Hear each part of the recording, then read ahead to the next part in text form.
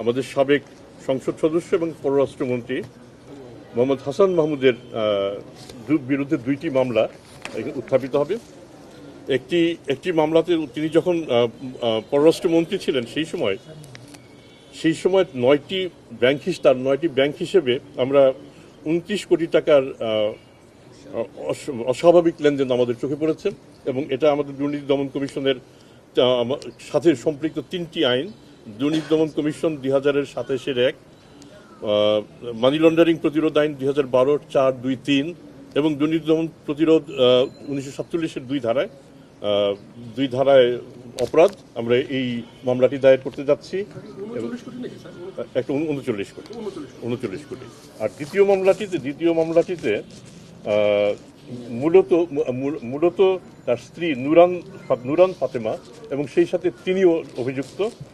এখানে দেখা যাচ্ছে 56টি অ্যাকাউন্টে 683 কোটি টাকার অস্বাভাবিক লেনদেন পরিলক্ষিত হয়েছে এবং তিনি যখন পররাষ্ট্রমন্ত্রী ছিলেন সেই সময় ঘটনাটি ঘটেছে। আমরা এই দুটি বিষয় আমরা বিবেচনায় এনেছি, আমরা মামলা দায়ের করতে যাচ্ছি। আমাদের আশঙ্কা এমন হতে পারে যে সাকিব আল হাসান দুদকের আসামিও হতে পারেন।